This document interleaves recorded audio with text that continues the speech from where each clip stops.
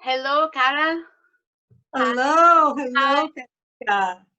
Thank you so much for being here and for letting me interview you. Thank you so much.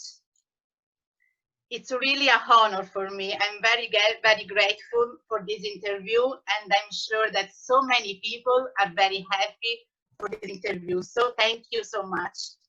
And also thank you for all the work that you do.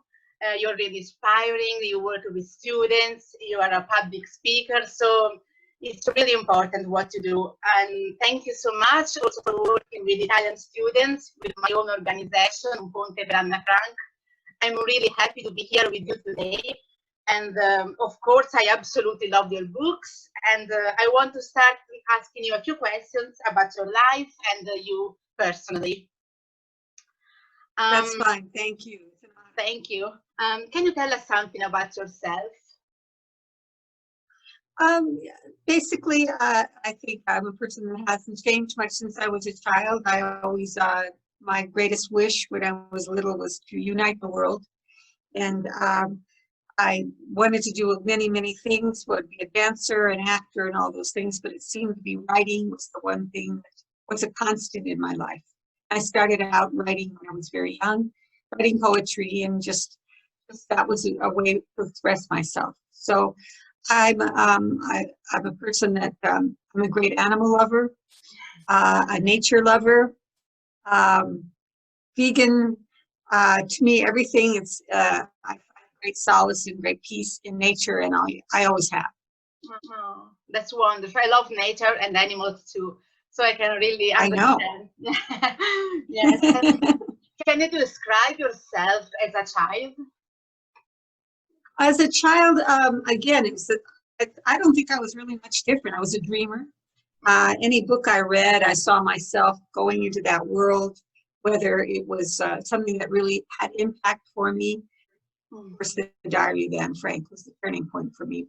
All the storybooks I would go into, it was a way of a happier world that I love to escape into.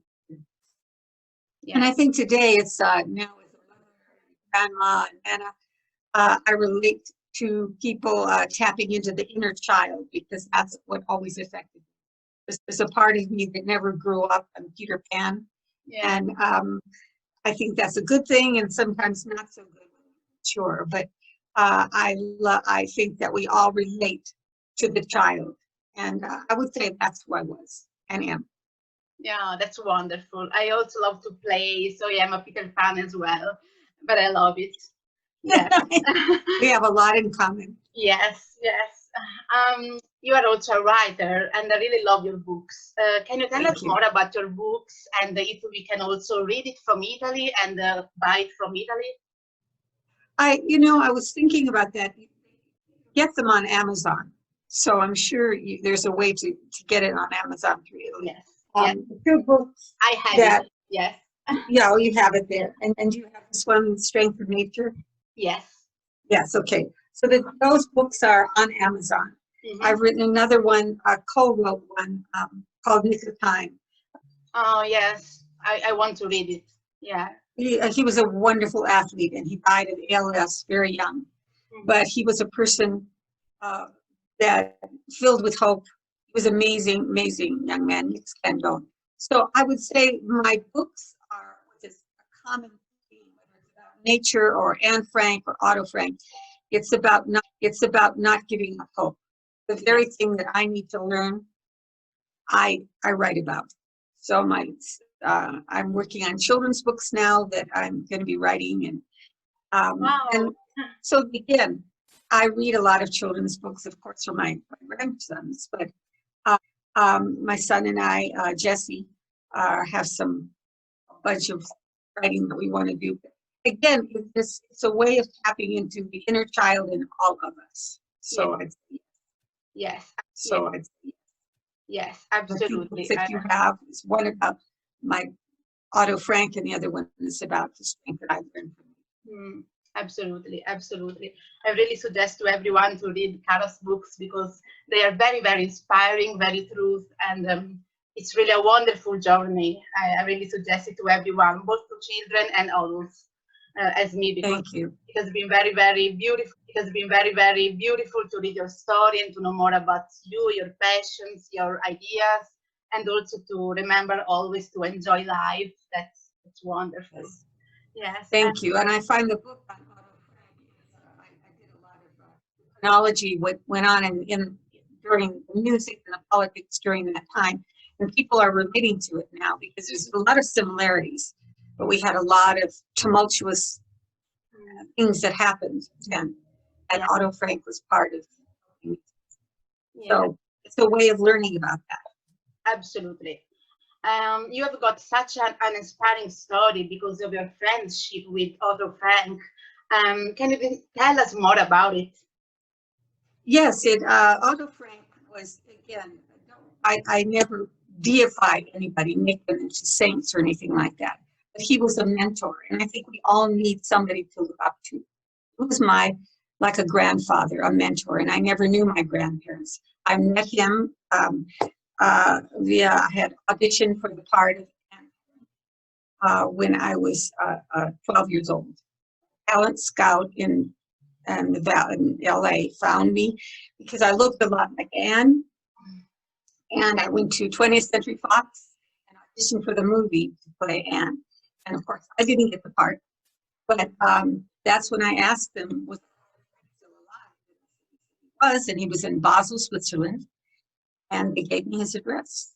And so that was the beginning. That was the first time I started reading the diary of Anne Frank, and they gave me his address. And so that was the beginning. That was the first time I started reading the diary of Anne Frank, and became so enamored with her story and her relationship to her father. And so I started writing to him as I would a granddaughter to a grandfather, and asking him every single thing. What should I be when I grow up? And every single step in my life, he began answering me, along with his second wife, Fritzi, who we met coming back from the concentration camps. His entire family, as you know, all died in the Holocaust. Met Fritzi through her daughter, Eva. That was the beginning of our long, long friendship and correspondence. That's wonderful, and we can read about your story here in your book, and that's really inspiring because I can only imagine the way you felt when you met Otto, and yeah, it must be wonderful. And which is the most important thing that Otto told you, the most inspiring thing that told you, and a suggestion that gave you, and that's still important, relevant for you today? What, you're asking me what it was that he said to me? Yes. Well, there were two things. One in the letter in the 60s, when we had very similar what's going on now. It's terrible, terrible pain, and people were in anguish. We had assassinations of President Kennedy and his brother, Robert Kennedy, and a great civil rights leader, Martin Luther King Jr. and Medgar Evers. These were people that were making huge impacts in the world of peace. And when they were killed, and then we had terrible race riots. Never ever seen that before, where Black people and white people fighting against each other. I never saw it. I never experienced it. Terrifying. And then we were fighting a war that most of us were against, the Vietnam War. I wrote to Otto Frank at that point, and I said, I never will bring a child into a world that's cruel. And I said, I don't know why you have so much hope. And he wrote back to me, and he said, you mustn't give up hope. Now, this is a man who lost his entire world, all his loved ones in the Holocaust, and he's telling me not to give up hope. He said, even if you believe the end of the world would be imminent, you plant a tree today. Don't give up hope. And he had 2 trees planted in Israel in my name to instill for me life. Yes. He couldn't have said anything better, because he knows that that's how I would relate trees to nature. It still makes me cry, it still touches me, and it did help me. The other thing that affected me is when I actually met him, almost 20 years later in Basel. And we talked. It was like one weekend, and it was a wonderful conversation. But I asked him, do you know who betrayed you? You know who turned you in? And he turned to me. He said, it doesn't matter. And I was shocked by that. You know, when he first was liberated, it did matter. He was trying to find out. And many of us believe he knew. But at the point I saw him, it was 2 years before he passed. He was an older man. He had a good life now. He had a family with Fritzy, and it didn't matter to bring that all up again and to be painful and angry. He was focusing his attention on Anne Frank's diary and uniting people, keeping them in love. He didn't want to focus on hate. So I understand more now what he meant. I was shocked by it at the time. Yes. But I know what he means. Yeah. You know, some things you have to make really matter, and we all want to find out. And they're doing now a cold case diary documentary trying to find out who did it. We all want to know. I don't know if we'll ever really know the person or persons. Just a point on history. But he was saying to me, let it go. And that helped me greatly. Such an important lesson, yeah, for each of us, because to love each other, to never give up hope, and to focus on be kind, be gentle, and love one another, no matter what. Yes, that's what I'm trying to do every day, thanks to the lessons of Anne Frank, Otto Frank, thanks to what you do.